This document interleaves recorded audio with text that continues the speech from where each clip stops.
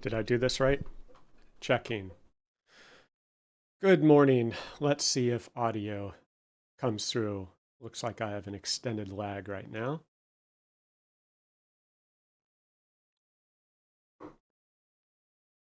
Hello. Yep. Okay. Looking good. Okay. Let's see if I can get through this without breaking anything. Um, Checking audio. Buenas noches, Mo. Mo is more regular than I am. Mo shows up more reliably than I do for my own live stream. Welcome, Mo. Oh boy. Okay. So, how are my levels? Looking okay. Okay, check. 1, 2, 3. Let's proceed with this circus. It is a little spicy there. Okay. Good morning. It is Friday, September 26th. I think I blinked on Monday and it turned into Friday. I do not know what happened. Super busy. Uh, yeah, starting to calm down, hopefully. And ask a question. Twitter, YouTube, or Twitch. And on some morning, the 23rd, apparently, I do my morning walk in the park and it was sunrise. So I took a picture of the sunrise. And in a genius, clever move, I don't think he's on yet, but in a genius, clever mood, um, sorry, I'm blanking out here. Ted Johnston. Oh, it's right at the top there. Duh. Ted um, sent an evening photo of the sunset on the power lines. Brilliant. I loved it. Like the parallel photo there was great. So, muchas gracias, Ted. Okay. El fin de semana, the weekend. Gajuino, big news. It took 6 months to receive my order of the Gajuino kit. This was a group buy organized by a coffee shop enthusiast person. I think they're in Hong Kong. And so this poor soul took it upon himself to organize this group buy and has been spending the last 6+ months and is still going 6 months dealing with all the whiny people like me saying, "Where's my order? It's been 6 months. What's the deal?" So finally, I got the ship notification. I received the shipment. No weird tariff issues. It came through fine. And so this is a Gajuino kit. It is an Arduino based something electronic doomajig for this Gaggia espresso machine. And it basically turns this $500 very kind of basic workhorse home espresso machine into the equivalent of a $2,000 to $5,000, $3,000 to $5,000 fully electronically controlled espresso machine. So the idea is it's going to monitor the boiler temp.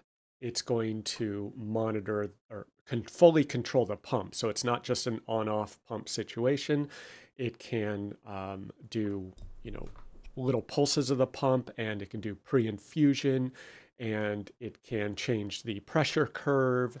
And then apparently it's got a scale connector, so it can actually weigh the shot as it comes out and automatically. I don't know. I don't know. So there's a really fancy coffee machine. I forget what it's called. Espresso machine. It's got a big old screen on top. It's like $5,000 or $6,000. And this apparently is what allows you to take roughly a $500 machine, $200 to $400 in parts, depending on what you buy, and turn it into this super fancy pants science experiment. So I'm sure that will cause me just as much pain as the potential benefit it may offer. So that'll be interesting. So maybe I'll look at that this weekend. And then on Saturday night, I had the wonderful experience of driving to LAX airport to pick up my wife. She was arriving on Saturday night, and amazingly, LAX was, I won't say it's empty, but virtually empty, relatively empty, no traffic jams, no gridlock, no honking horns for 20 minutes just trying to make one right turn in the airport.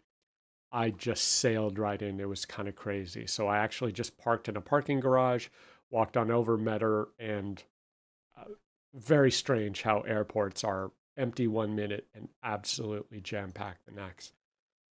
And we had some cultivation in our backyard. This is one of the 3 dragon fruit that was growing in our backyard. My wife picked these. So, yeah, that is what a homegrown dragon fruit looks like. And I guess we let it over ripen, it split, but yeah, pretty impressive. And that's, I think last year we had 1, this year we had 3. So our yields are tripling. Pretty good.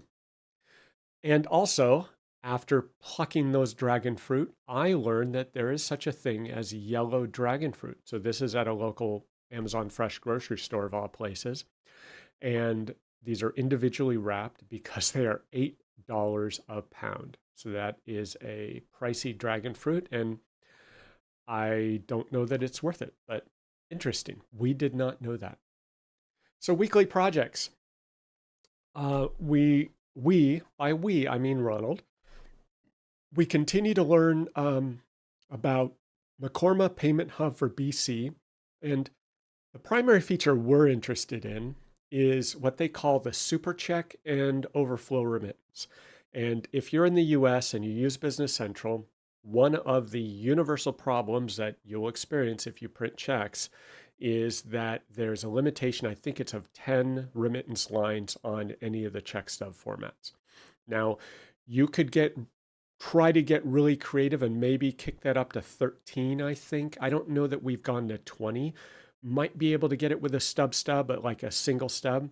It's a little sketchy, but you cannot do overflow remittance. So if you exceed the 10, the 13, or however much you're able to expand that check, which requires code, then you still do not have overflow and it keeps burning checks. So somehow Macorma has solved this problem, and they have a super check, which is basically the double stub on top for extra remittance in a single stub. And then they do an overflow on a blank paper. And so Ronald is currently learning that solution so that we can offer that to our US check printing customers. And report layouts and data cleanup continues for an implementation. And holy cow, finally got a statement of work done. That's been haunting me for weeks. And then I pretended to be a lawyer and dealing with a contract, which I hate. It's always annoying. And there is a new conference in town, the Vibe Partner Conference. So we'll talk about that. And then I'm forcing myself to get back into modern software engineering, which, yes, I have the same question. What exactly does that mean? Last week, I mentioned that I was looking to replace or buy a new keyboard and talked about my attempt to use a Cherry brand keyboard. Didn't work out so well. I returned it. I shopped for my old trusty Philco keyboard that I've been using for the last 14 years. I have found a source for that. And then as I was doing just additional research to confirm, brown, red, different switch types, I searched for some stuff. There's my Philco Magis Touch 3 Ninja, quite a mouthful. But as I was searching, this showed up in the search results. And I was like, wait a minute, this is Adam Savage talking about mechanical keyboards. I was like, okay, I'm game. And holy cow, is this a rabbit hole? Like, I had never heard of this. This is a recent video from 11 days ago, but apparently this Norbauer Seneca keyboard has been around or in development for a year or two. Holy cow. So he goes to the shop of, I forget his name, something Norbauer, and sees the design process that went into this keyboard, which ranges from $3,600 to $8,000 for a keyboard. Yes. And the creator, the engineer, the owner of this company, very clearly states This keyboard does nothing that a $20 keyboard does, right? There's nothing special about this keyboard. It doesn't like fly, it doesn't do your laundry, it doesn't make you type 10 times faster. It is purely, I believe the term he used is enthusiast. This is a keyboard for the enthusiast. And so the cover, the case, the top case apparently can be machined metal. It can be different materials, different colors, different textures. The keys themselves are all custom made for Seneca or Neubauer. And the entire mechanical keyboard switch is 100% custom designed by Neubauer. He's started from scratch, re-engineered literally every single component of the keyboard down to the spring, the keycap, the mechanism on the space bar that keeps it from racking and makes it, if you press one end, it goes down on both sides. Absolutely insane. I am only like kind of curious as to what it's like to type on one of these things. I have a feeling if I spent $3,000 or $8,000 on this, I would be mildly disappointed in the results, to say the least. But apparently, this is a thing. These are hand assembled. And by hand assembled, I mean every excruciating piece, absolutely tiny, tiny little piece is put in a jig and assembled, and they hand hone down to like 0.05 of a millimeter. So every part that has a hole for a pin is hand honed, precision honed with these like 0.35 millimeter honing tools. Ted asks, where's the number pad? Yeah, I think all of his keyboards are 10 keyless. And that's another reason this would rule me out. I found the Ninja without the 10 key. I'm like, well, that's great, but I always use the 10 key regularly. So I want the number pad 10 key, and I don't know, I didn't look whether the Seneca offers it. Maybe it's a $3,000 add-on for the 10 key. So if you have a lot of money to blow and you want to have the Rolls Royce of keyboards, check out the Seneca. Now, in looking back at the Ninja, in the reseller that sells the Ninja, I also found a brand called Ducky, but it's basically like 1/3, half the price. And based on the reviews I read, the Philco is apparently still the better choice overall in terms of build quality and just experience.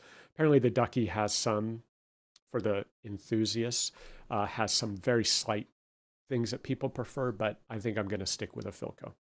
So on Monday, I had a support call with one of my Dynamics GP ISV customers, and they were using manufacturing. And talk about a lonely place to be. They're still a Dynamics GP customer, which there are a lot of, but there are customers that use Dynamics GP that use certain modules, certain integrations, certain ISV solutions, whatever, that take them down a path where they are all alone. And this is one of them. This is a Dynamics GP customer that uses manufacturing and wants to auto post their manufacturing orders or something. They are one of one on the planet, I can guarantee you. And so it took us a solid week to figure out. They moved servers and they lost some configuration and they don't know what it was because they decommissioned the servers. Good choice. And so we had to kind of figure out what they supposedly had running in their old environment before they migrated to the cloud. So yeah, that's kind of a scary place to be. And MITRE. Microsoft ends MITRE evaluations. Now, if you're familiar with the cybersecurity space, there's something called the MITRE ATT&CK framework, and that is a framework for assessing attack vectors, threat models, persistence, ATPs, basically how can an attacker come in? How do they traverse? How do they achieve persistence? All sorts of other things that's based on actual attacks. And in theory, it sounds like a good idea. And apparently what they do is they offer a service, because they got to make money. I'm fine with that. They offer a service to evaluate endpoint protection and other security solutions based on the structure, the requirements that the threat models that come out of the MITRE ATT&CK framework. And a while back, someone said, yeah, well, you should use Microsoft Defender because it's based off the MITRE ATT&CK framework, blah, blah, blah. It's just a marketing ploy because they paid MITRE to go through the evaluation to make it look like they were certified, right, according to MITRE. Well, it turns out Microsoft did not consider that very valuable. Along with several other major cybersecurity vendors, they have all pulled out, or multiple, 3 or 4 have pulled out of the MITRE evaluations and dropped sponsorship. So there's a similar firewall certification where if someone says, well, we passed this evaluation for firewalls, if you actually go and look at the evaluation criteria for those firewalls, I'm going to go out on a limb and say it is nearly the most meaningless evaluation possible.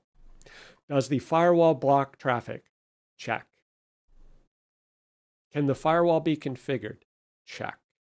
It's like such a high level, perfunctory, useless evaluation. And it seems Microsoft has deemed that MITRE evaluation framework or Defender and EDR, XDR was no longer necessary. So that should tell you something. And this is not new. A lot of cybersecurity folks are not fans of MITRE framework. They think it is overhyped. But it is very popular in the newbie space. Like, oh, learn the MITRE ATT&CK framework. You're not a cybersecurity cool person unless you do. So I've seen those discussions as well.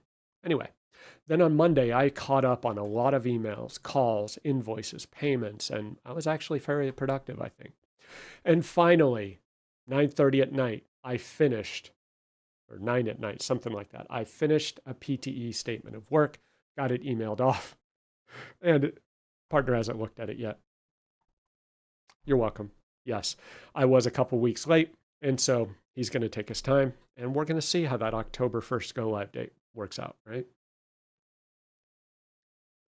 So it was a busy Monday. And then statement of work. Okay. So although I did not enjoy the statement of work process, I did force myself to adopt new practices, new language, really thought about it. And that's why it took so long, because I said, look, I am so tired of writing these statement of work. We get halfway down and they're like, well, what about that? Obviously we need that. Why didn't you think of that? What are you doing, Steve? Don't you know what you're doing?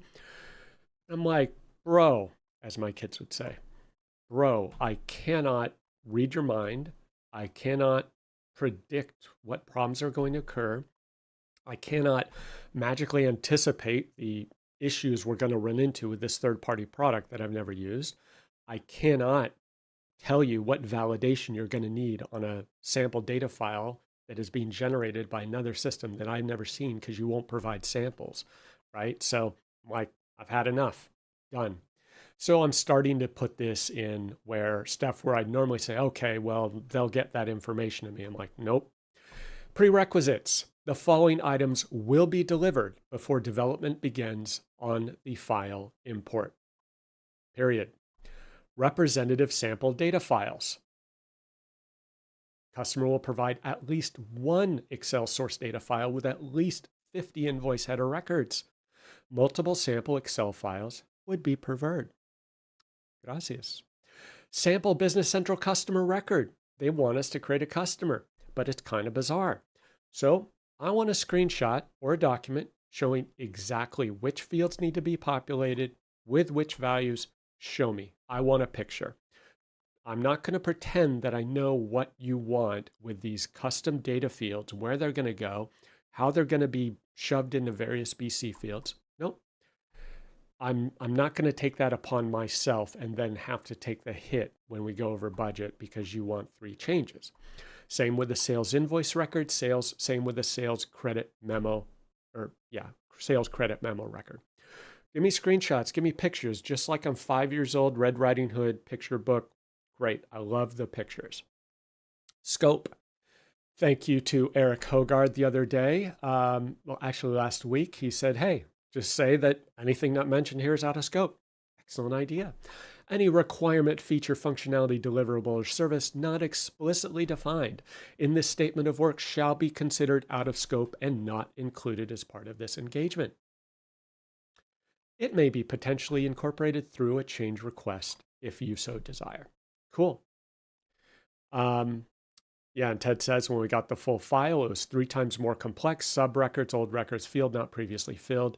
Exactly. And variations on fields. And oh, and by the way, this field value, you need to map and convert to this. And yeah, I know there are non-ASCII characters in there, but can you just deal with that?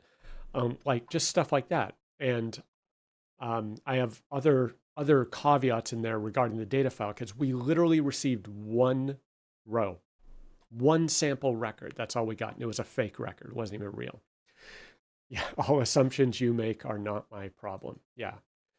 So I'm trying to learn how to be more explicit and catch these situations. And so there's another paragraph that I've now added called, lack of a better term, application context. Because what we're developing exists in a much larger context, and I want to explicitly call out those assumptions. Business Central Online US version 26.5, period. English language only. Binary stream multi-entity management will not be used. Anyone who's in the BC partner has run into that one before, right? US dollar currency only with no multi-currency and 2 currency decimals. And this seems overly anal, but you would not believe how many just crazy situations. Oh, we need 6 decimals. You're like, what? Standard Business Central automatic tax calculations will be used. Okay. No intercompany functionality. No modification to transaction posting groups, or GL accounts. Not going to touch it. Standard Business Central permission sets and profiles or roles. And I should have included personalization in here. Note to self. No other apps, products, or other extensions will be present that affect the requirements, features, functionality of the custom import. No APIs, web services, or connections to external apps, services, or platforms. No automated testing routines. Because I don't even know what we're testing yet. I barely have any information about what we're building here.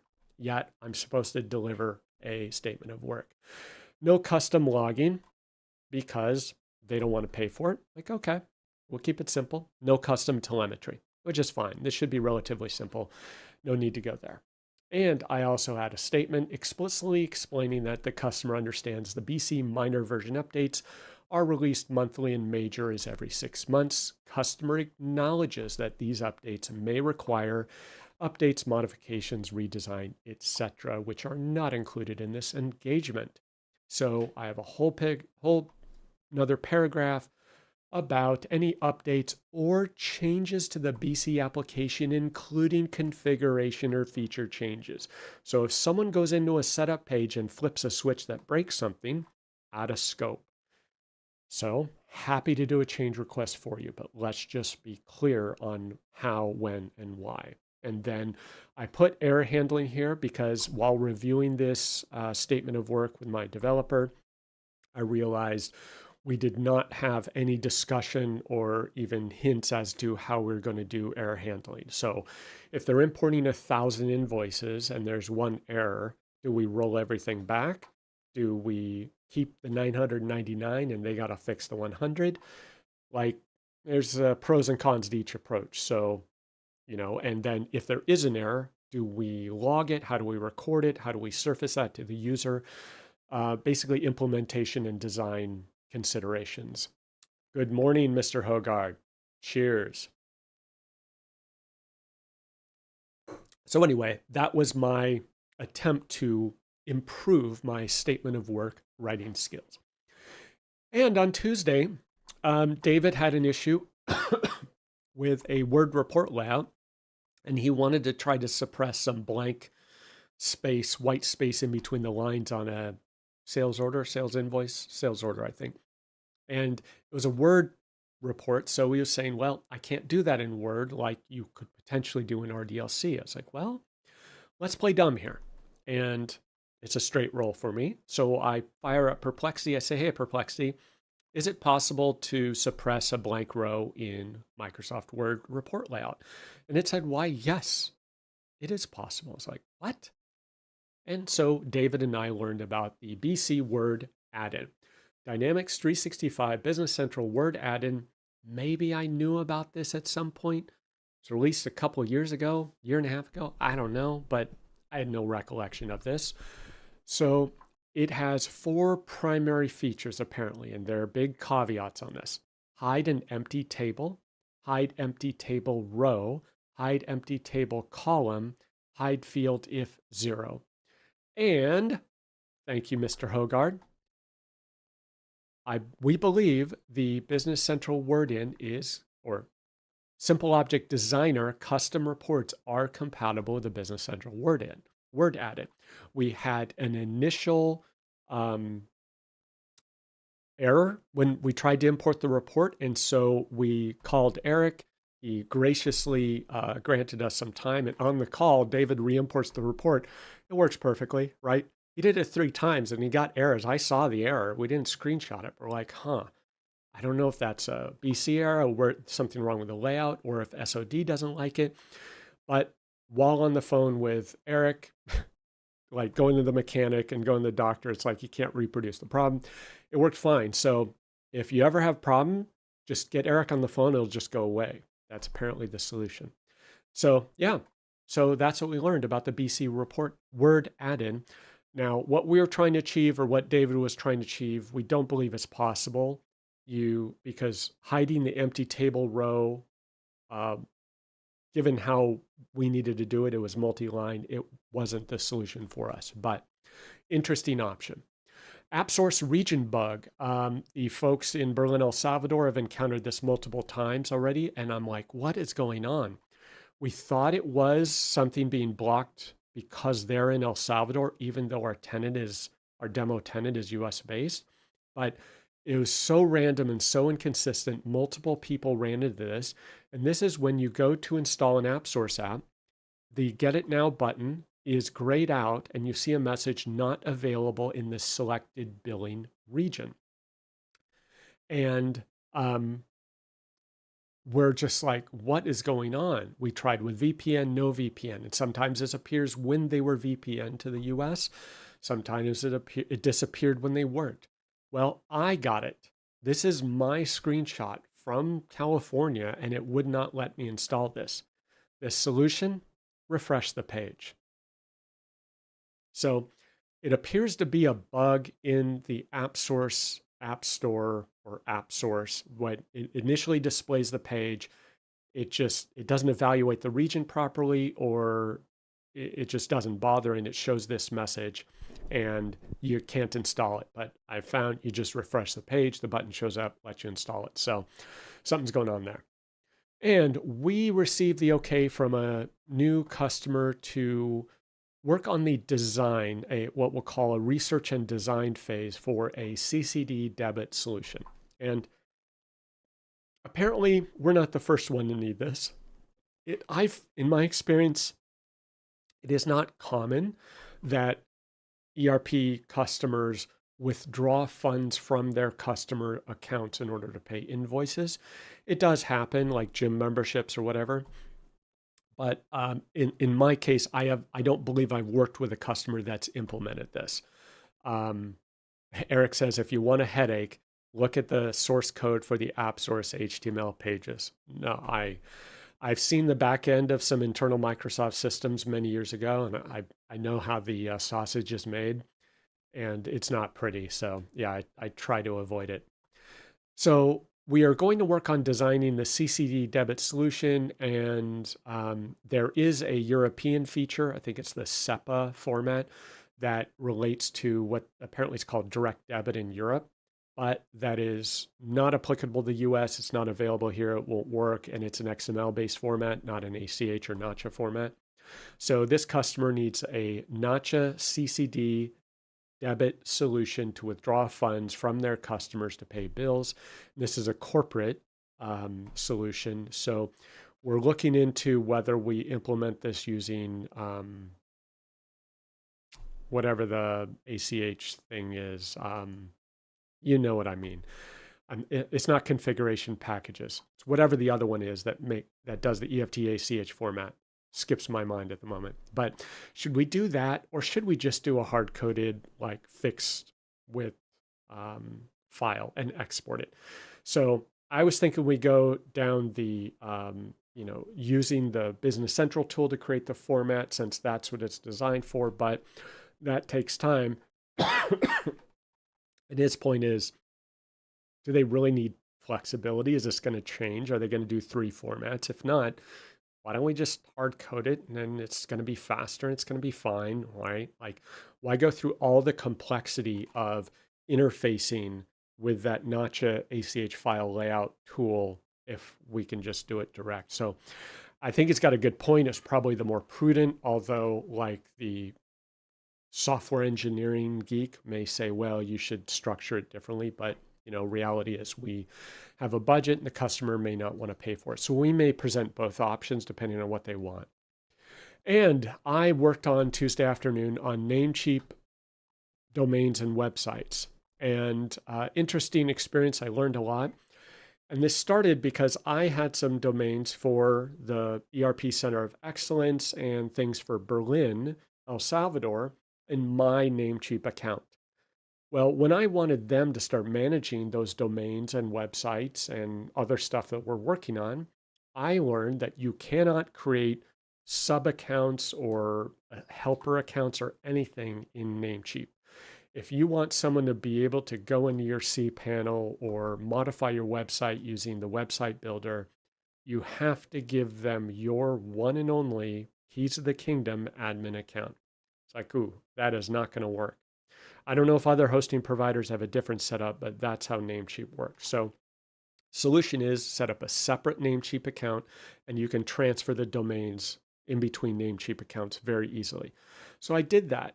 What I didn't know is after you do that, the internal DNS entries or some internal pointer at Namecheap still has all of the DNS entries to point to your old hosting plan.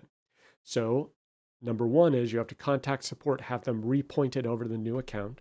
And number 2, all of the SSL certificates still reside in the old account and they have to manually redirect or push those SSL certs to the new account. So I spent a couple hours on chat with Namecheap, and props to Namecheap.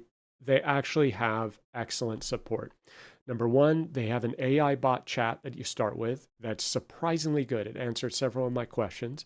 And then 2, it quickly escalates up to a human. You don't have to argue with it. And they knew exactly what I needed. One person, they're like, why isn't this working? They're really puzzled. And they're like, oh, because I didn't realize that the account transfer was the issue. They finally discovered, they're like, wait, did you transfer this from another account? I'm like, yeah, is that relevant? They're like, yeah, that's the problem. So it took them like 20 minutes, 30 minutes to figure that out. But once they did, they're like, okay, dummy, here's what you did wrong. Let me fix it. And it was done.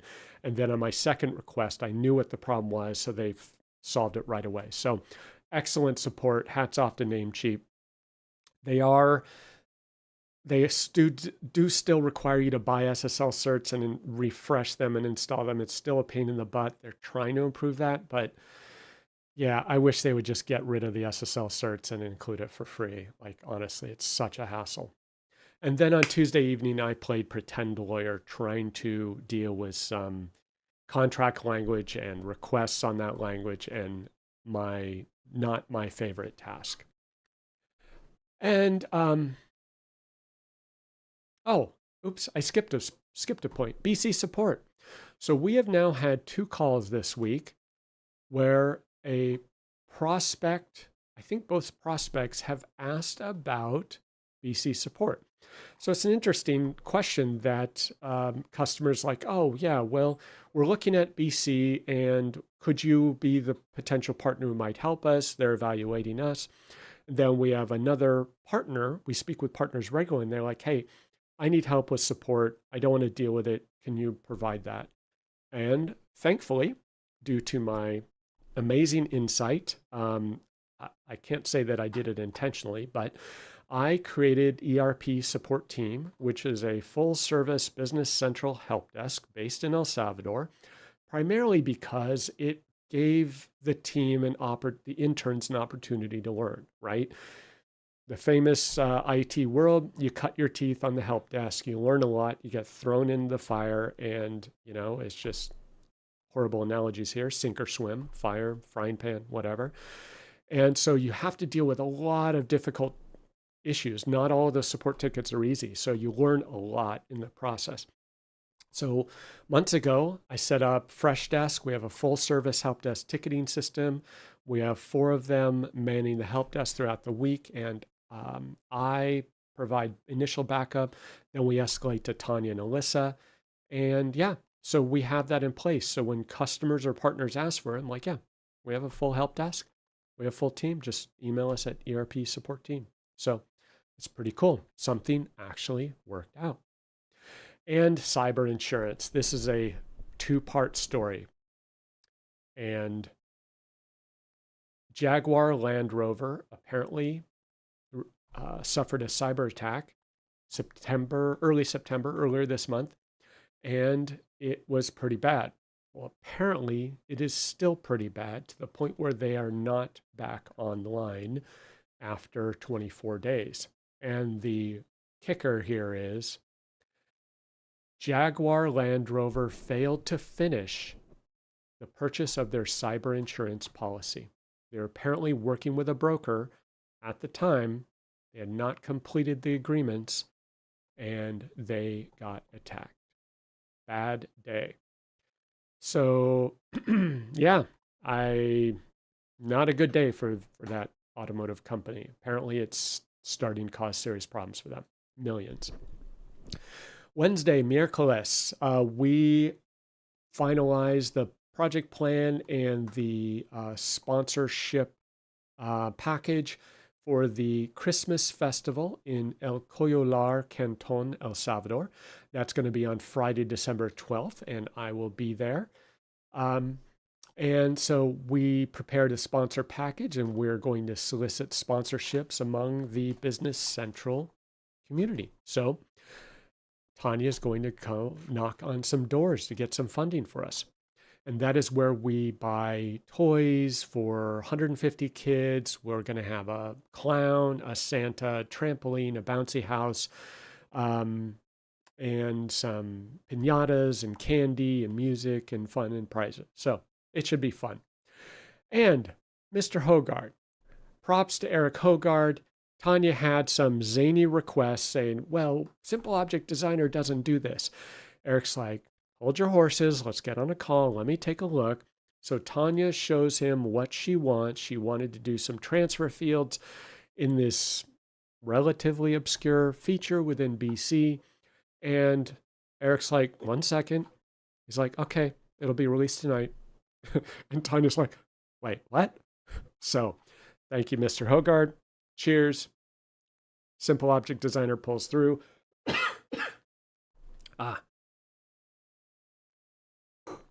So in that project for that customer, Simple Object Designer is getting quite the workout.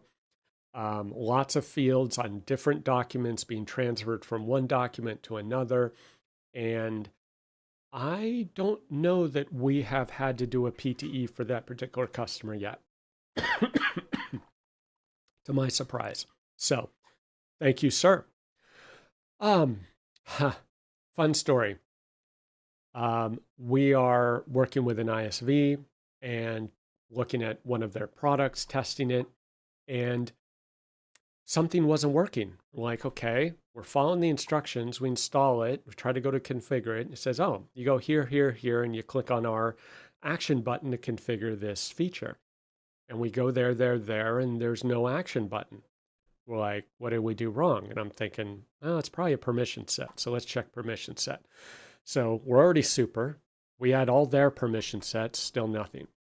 So we submit a support ticket, and it took, I believe, roughly 3 days, and like random messages coming through in the ticket. We're like, what? Is this even for us? It made no sense. And then a second person gets involved, and they're like, oh, uninstall it, reinstall it. Okay, uninstall it again, but when you reinstall it, do it in this specific order. And then dance on one leg while squawking like a chicken. Like the stuff they're recommending, we're like, what are you doing? This is just one menu that just should appear in your product. Finally, a third person gets involved, and within minutes, this person looks at it and is like, oh, well, you need to go here, here, here, and change this configuration option. We're like, what? Okay, first of all, we weren't the only one to know that. Apparently, their own support didn't know that. Two people in their support. So it took a third person who knew that. And what was strange is if you choose a given report layout somewhere else, their product is hidden, or this menu is hidden. If you choose their report layout, it unhides an action button. Like, never occurred to me that, like, why? I still don't understand why that design choice was made. Very odd. Like, I would think you could configure their application without using their version of a report. It was interesting. So we learned something that even their support team didn't know, but now they should know. Anyway, that was interesting. And while doing a code review with my developer, we're looking at the code, we're like, and he says, wow, this code's pretty clean. It's surprisingly clean. Like it looks good. And so we're looking at these procedures and we're like, huh, yeah, that does look good. And then I asked the question, was this written by a human or was this written by an AI? And he said, well, I would think it was written by a human. I was like, well, are you sure? I don't know. And neither of us knew. So here we are reviewing code and we don't know whether a person wrote it or an AI wrote it. And I'm like, in theory, like, does it matter? I don't know, but I have a proposal now to tag our code. We're going to tag the code as AI versus human generated. And like what I'm thinking is that in our prompt, maybe we'll ask the AI, say, hey, every procedure, every code unit, every table or whatever that you generate, add a comment tagging this code to indicate that it was generated by you. And so for instance, if we use Copilot, maybe we say CP in the date, or if we use Cursor, maybe it's CS in the date. And we don't want to have a note in there that says, hey, customer, we didn't actually write this code. We vibe coded it using Copilot. So yeah, if it's kind of sloppy, messy, stupid, wrong, and so we don't want to be that overt. But when we're reviewing it, I want to know whether we wrote it or an AI wrote it. Um, so, and yes, Eric saw the flaw, and yes, you caught it exactly. And this is part of the code review by our junior dev, and this is one of the things that needed to be changed. So Eric caught that the token duration, the junior dev was not familiar with refresh tokens, so and how you typically use that. So he assumed that he needs to check on the token status every hour and refresh it like before it expires. So that was the lesson in this code review. So we know the junior dev structured this code, but otherwise the grammar, the variable name, and everything was so super clean that we honestly couldn't tell whether it was human written or AI written. So I was like, oh, okay, let's try tagging it. So I'm going to try that on my next vibe coding session and yeah, see how that works. Because I'd at least like to know, just so that I know whether I'm troubleshooting something an AI bot grabbed from some blog post from 2019, or whether one of our developers actually wrote this intentionally for a particular reason, right? And comments might help. But and on the AI front, this is a fun thread on Twitter. So this person asked Gemini 2.5 Flash image, whatever that is, for a picture of how to wire a plug. And this spawned a thread that is hilarious. So he says, do not trust Gemini to wire your outlet. You will die. And I'm staring at this like, what am I even looking at? Like, I was just like, and then I kind of got the joke and I'm like, okay, bizarre. It is hilarious. And I would say electricians are safe for quite a while. Yeah, I don't know if it can describe how things should be wired, but it certainly can't draw a picture of how things should be wired. So some really bizarre images that came out of this thread of of people testing how it does various outlets, US and British outlets. Oh, move my big head. Hold up. Okay, okay, fine. One moment. Un momento, por favor. There you go. Oops. Okay. There we go. So that's what it looks like. So it's literally the ground wire coming in through the cord, going up through one screw terminal, strangely, but then leads to a prong, and the prongs are vertical, and they're connected by a wire, and then there's a neutral. It's hilarious. So yeah. Um, anyway, welcome, Brad. Hola, senor. Senor. Yeah, Brad, you need to come out to. You need to move your longitude. Upcoming events, próximos eventos. Summit NA, October 20th through 23rd in Orlando. And do not forget, if you're a party people, to register for the BC Bash at the Cuba Libre Restaurante, October 21st at 9 p.m. You need to make a reservation because that will fill up and sell out. Okay. Directions EMEA November 4th through 6th in Poland. And the Partner in Vibe Conference, the new kid on the block, January 28th through 30th in South Padre Island, Texas. Go to partnerin.io to check that out. And session submissions are open, which I will get to next. Dynamics Minds, May 25th through 27th in Slovenia. And the Partner in Vibe Conference. This is a new venture by Molly and Liz, formerly of Doug. And Molly and Liz are awesome. And so they're going to put on a fun conference. And XP stuff in the YouTube chat. Sorry, I don't know what that means, senor. But the Partner in Vibe Conference, go to partnerin.io/vibe. It is Wednesday, January 28th through Friday the 30th.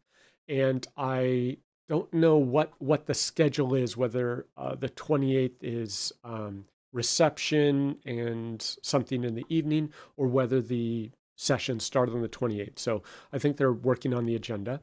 It's going to be at the Courtyard by Marriott in South Padre Island, Texas.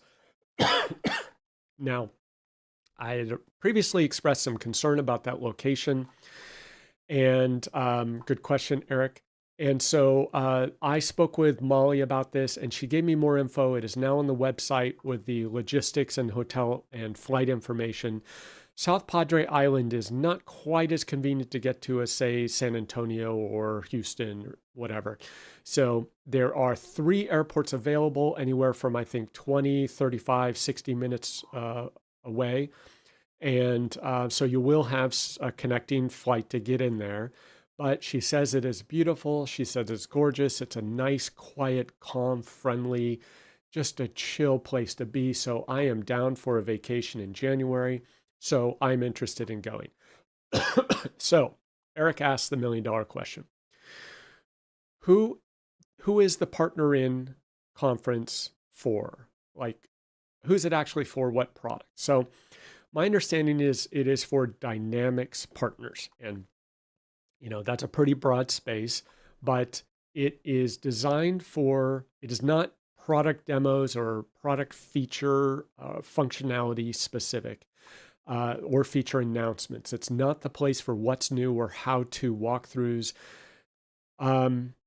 They say they want high level, more advanced sessions that deliver real world insights, strategic depth, and peer driven learning. Now, that is a bit of a euphemism. What does that really mean? Frameworks, lesson learned, practical applications that help partners grow and succeed. So my interpretation of that is I'm not going to do a Business Central focus session like, here is how you configure Power BI reports for Business Central. Here is the version 27 new features.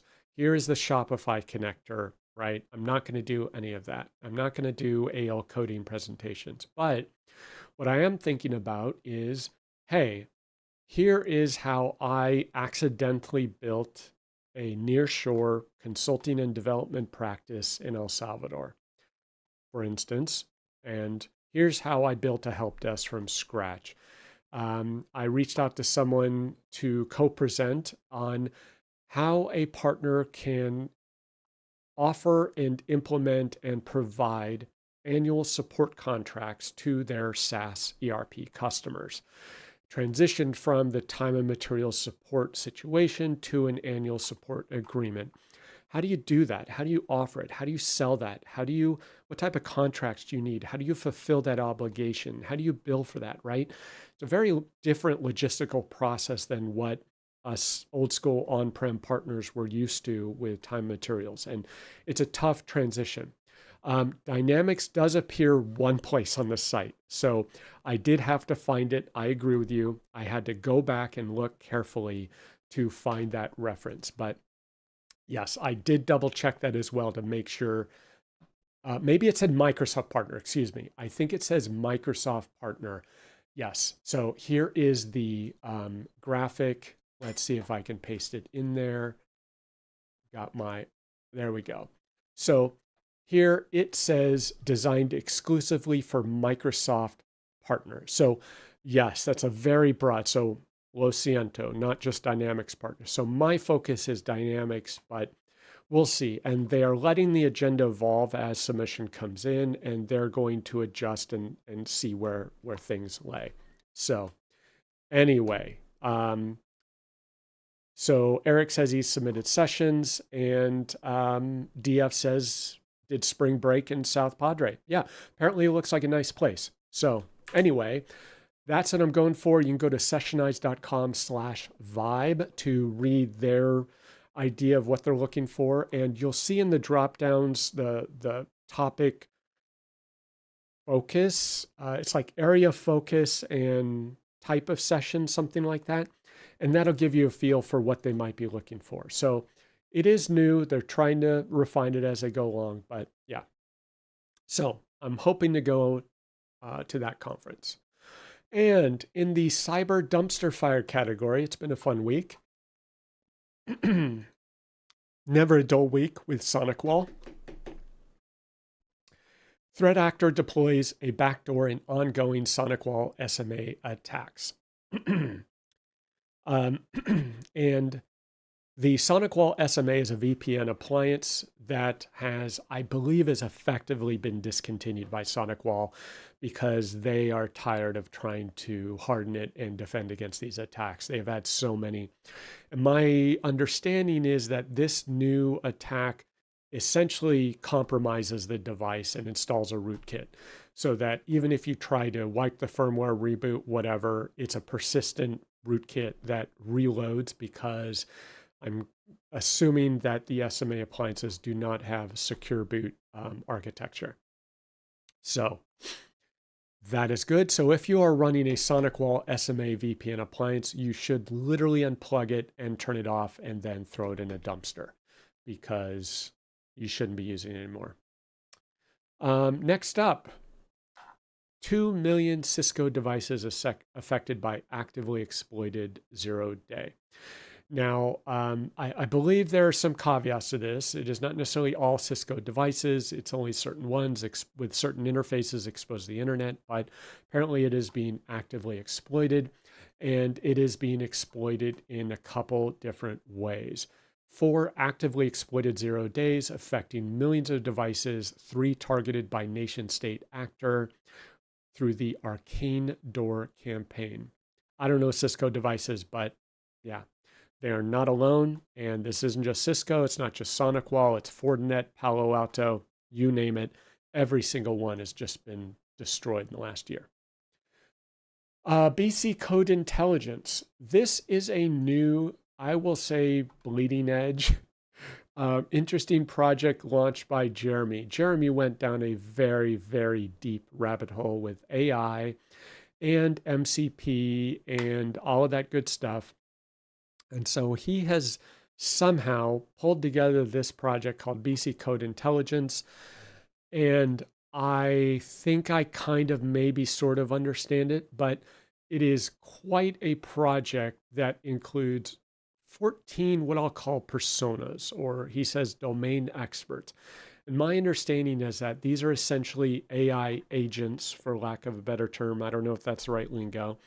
And each of these agents will do work for you based on your request. You may specifically request these agents, or they'll be pulled in by, the agent supervisor, whatever that is. And yeah, so we have an architect, coder, debugger, UX, bridge, market, like, I don't know.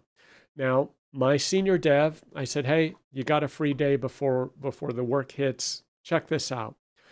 And he tried it, and his assessment was that for what we do and our typical smaller project, we didn't really see a good fit because it was moderately heavy. It requires installation of quite a bit of stuff on the dev machine, which we're not a fan of. And like Node, it built this whole pile of Node stuff in his project. He's like, what is this? And the results weren't, given what we do, the results were not really, he's like, he couldn't tell what this did, if it was any better or different than what he would do with Copilot or Cursor. So, and we tend to want to use the AI in more targeted, granular areas like, hey, do this procedure, script these tables, whatever. We have not fully embraced the full solution vibe code.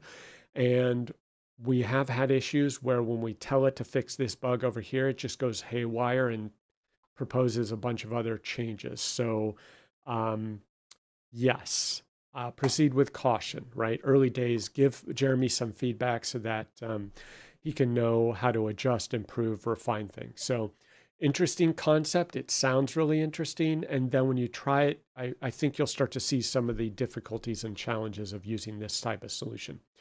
And I know it's all the rage, but, caveat emptor, and you may need to have a really good PRD.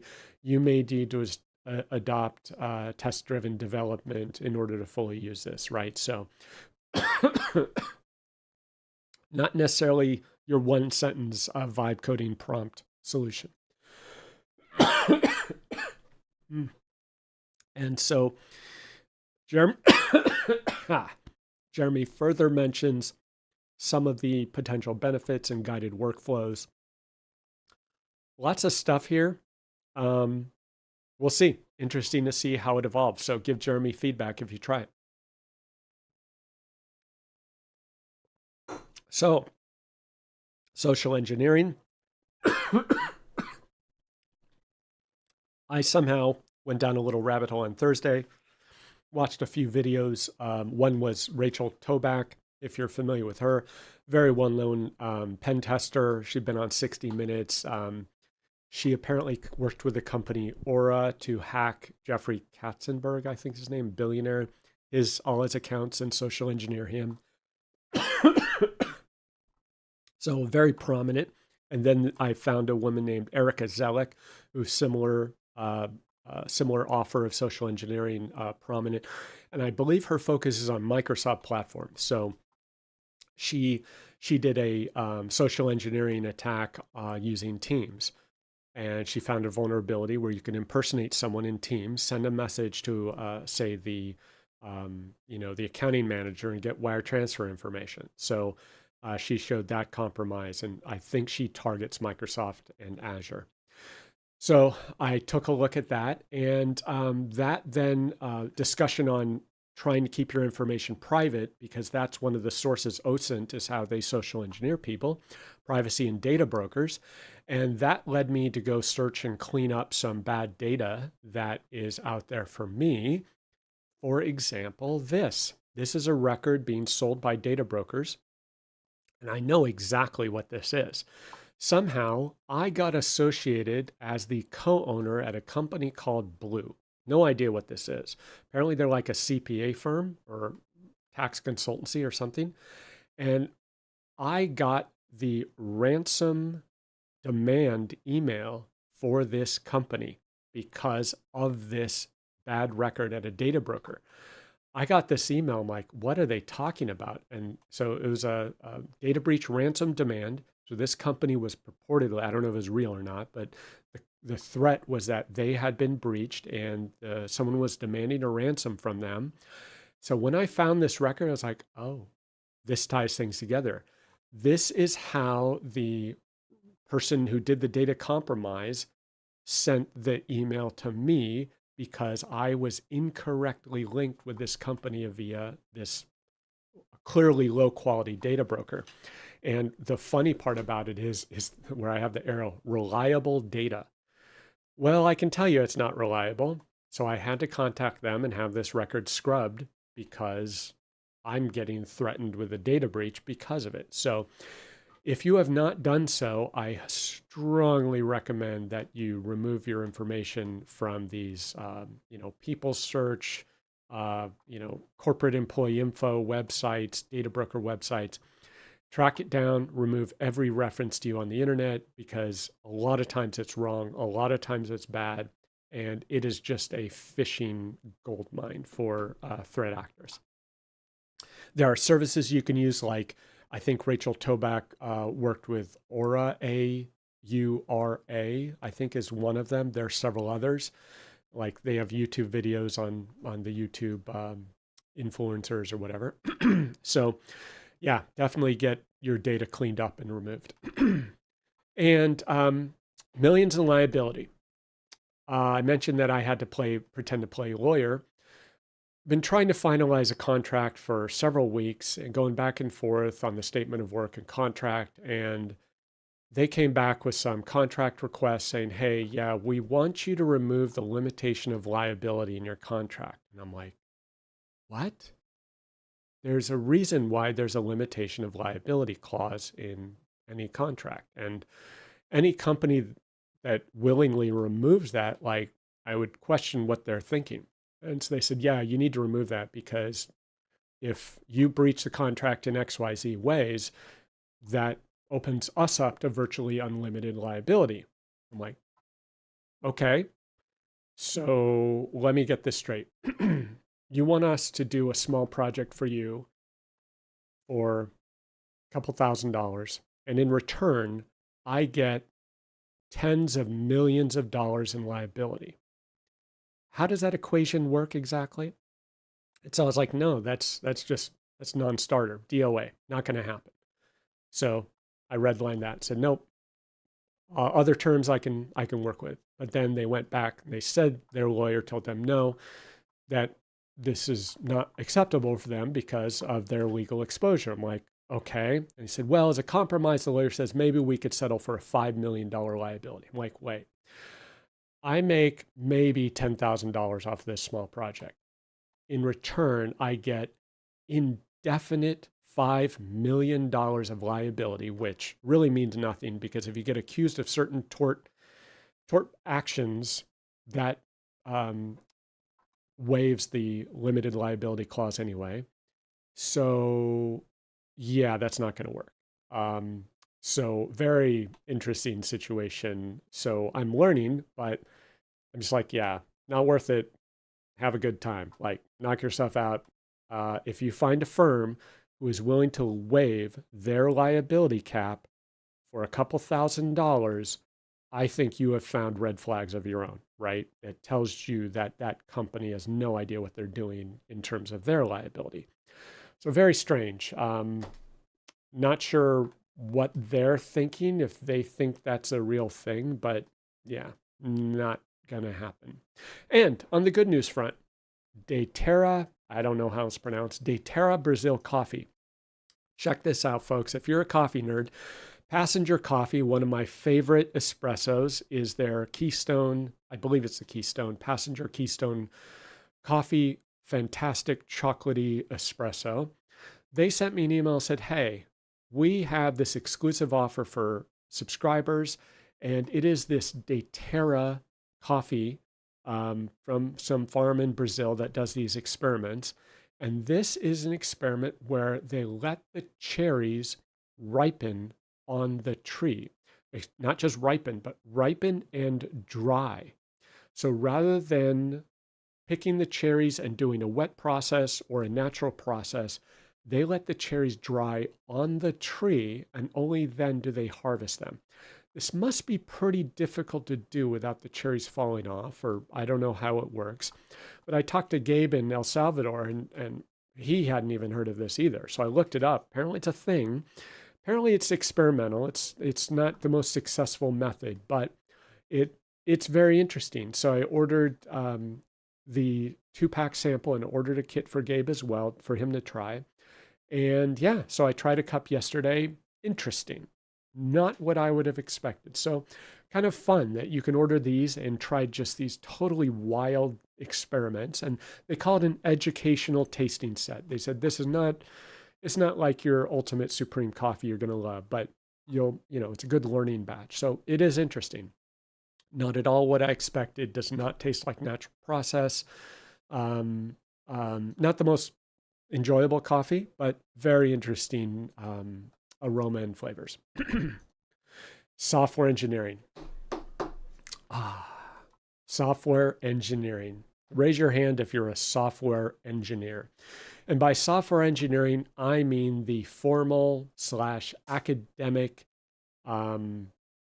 concept area of study of software engineering.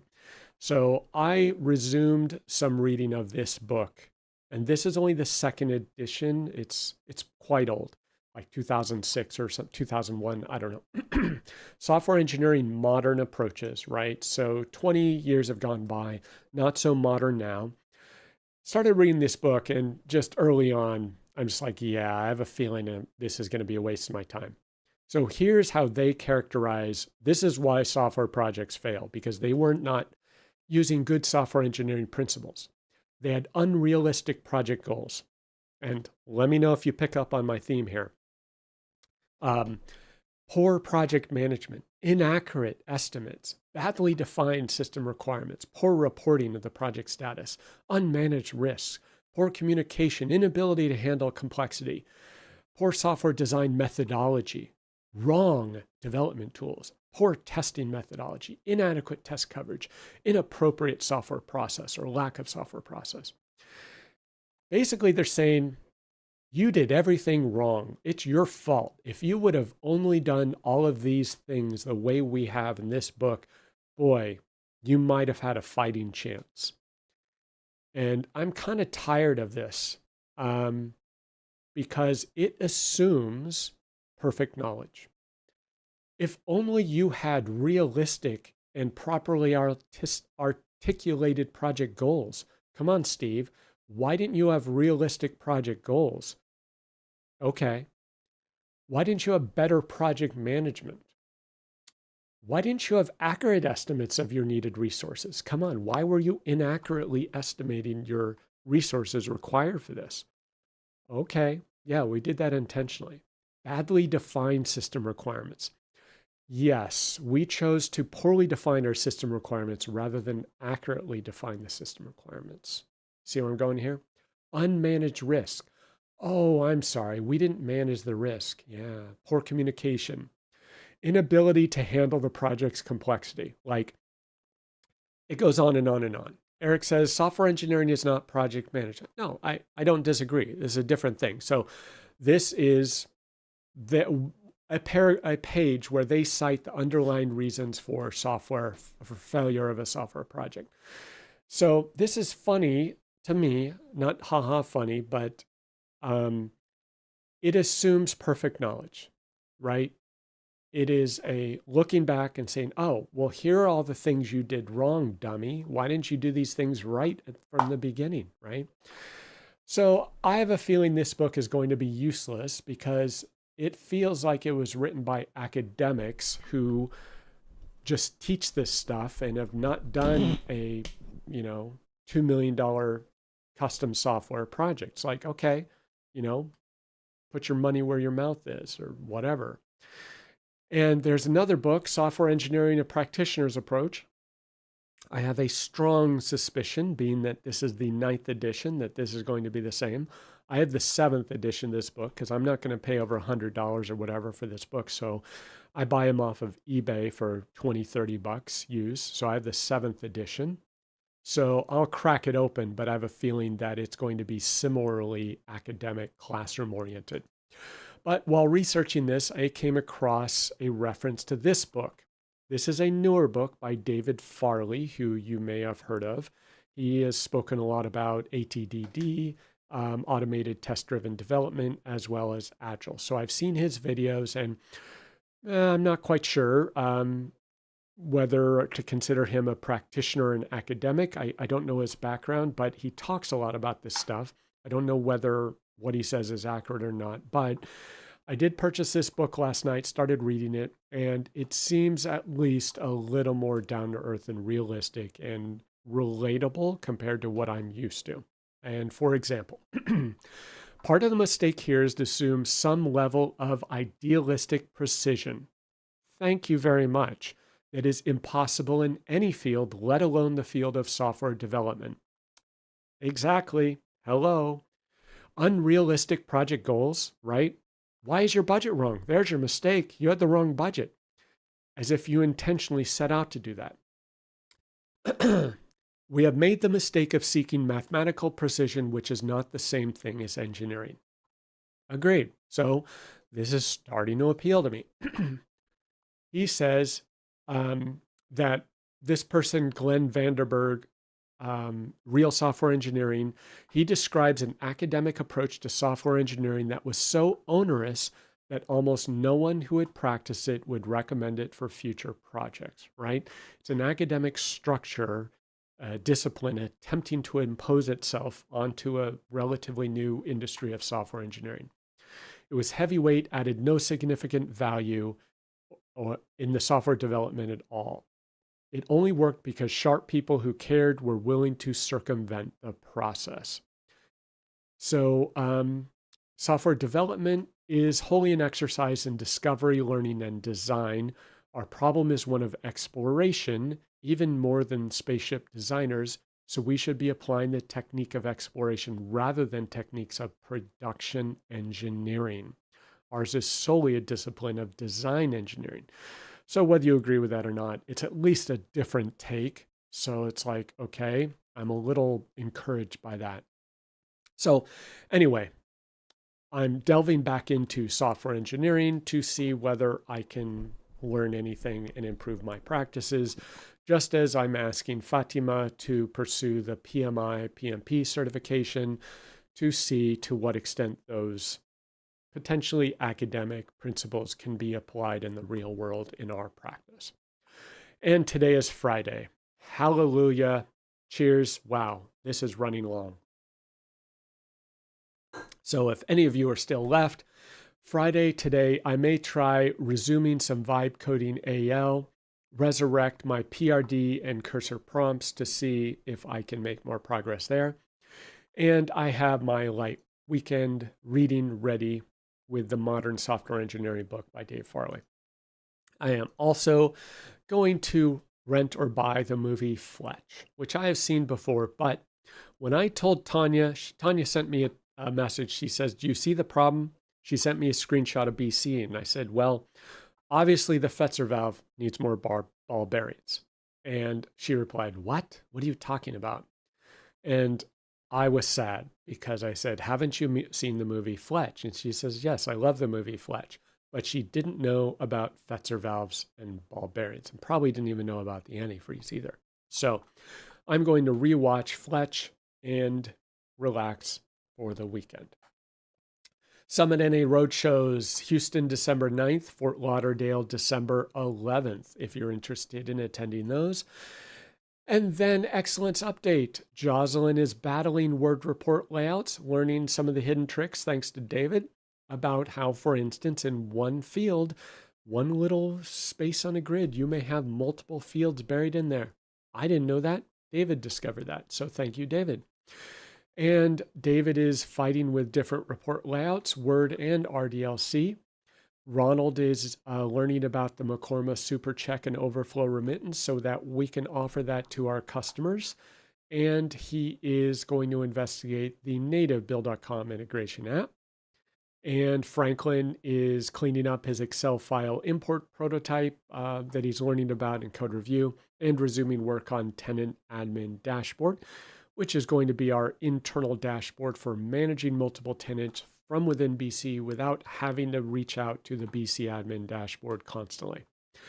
And as I mentioned, Fatima is doing project management studying. She completed her first, I think it's 8 or 10 hour video series on PMI, PMP. And so she is looking for the next course to learn. She's also helping with the El Coyolar Christmas Festival. So to wrap things up, Q&A time. What are you working on? What fun Business Central journey are you going on? And in this week's trivia, I explore space travel versus space communications because I am listening to an audiobook called Planetside by Michael Mamet, narrated by the amazing R.C. Bray, whom I love. And this is about space travel in the military. And the character, when I heard this, I was like, whoa, hold up, wait a minute. I paused when I heard this portion of the story. He travels for 4.5 months in a spaceship in stasis pods. Basically, they put you to sleep or something, tranquilize you. And you go into stasis, you do not age for that time. So he gets out after 4.5 months, and he's 4 weeks away from his destination. 4 weeks, 4 days, something like 4 days away, must be. And so I'm like, okay, he traveled roughly 4 months, let's say. But then he needs to send a message to home base to say, hey, I have arrived. And he says that those comms need to be relayed over 28 hops, and it takes 18 minutes to get back to his home base. And I'm assuming that was Earth. I don't know that it explicitly said. So I said, wait a minute. 18 minutes for communications, presumably at light speed, because he doesn't mention any technology. Travel, he mentions a high-speed spacecraft, but it is not faster than light. It doesn't do, jumping through wormholes. So I did the math, and by I mean perplexity. And I said, how many kilometers is 18 light minutes? And it says that's roughly 323 million kilometers. And that's going through multiple hops, which he says slows it down. So 18 light minutes is like on the long end of the spectrum, it seems. So I said, wait a minute, how far could a spaceship travel in 4 months? And I went on the high side with 500,000 kilometers an hour. And it said 1.3 billion kilometers. So we have a massive gap in those differences. So I'm like, what's going on? So I said, well, you got to consider acceleration and deceleration when you're traveling. So if the spaceship only traveled 300 million kilometers during 4 months, what's the top speed? Figured that out. And then I backed it down and I did some investigation and said, how fast can we realistically travel? And it's far less than that. So I'm trying to figure out what's going on. And then I learned this. When you travel at high speeds through space, you start to run into biological issues, not physics issues, because apparently it dramatically increases the risk of radiation exposure to humans, which I did not think about. So above 70,000 kilometers per hour, you start to run into biological limitations that even shielding will not help with, and humans just can't sustain that. So I went down this rabbit hole with perplexity. Radiation, blue shift, particle density and collisions, dose rate increases, and shielding limitations. Very, very fascinating that basically you can't go much higher than 10% the speed of light, or say 50, 70,000 kilometers an hour without killing the humans on board. So, I'm thinking the math is kind of difficult here in this book based on these mentions of travel time and communication time. And now I understand why science fiction writers just wave these things away with technological advancements like faster than light travel or faster than light comms. Makes sense. It avoids all of these complexities, and also avoids these giant gaps like, oh, I was in a stasis pod for 4 months and I don't want to talk about what happened on Earth during that time, right? So, yes, so basically my impression is that based on these numbers, it's the distance between Earth and Mars. because Mars communication, depending on the position, can take anywhere from 3 minutes to 17 minutes for light speed communication, and that doesn't require hops. So interesting math makes it complex. So with that, Eric says he's going to record videos for the Simple Agent Designer, the AI accountant. And I saw a mention of that, but I couldn't find it on your blog post or video list, so I need to find it again. So I will look for a new video on the Simple Agent Designer by Eric Hogard, where I think he's doing something similar to what Jeremy's doing, but in Simple Object Designer.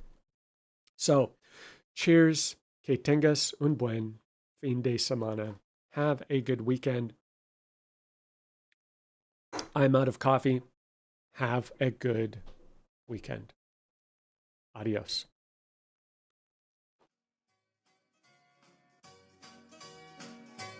Good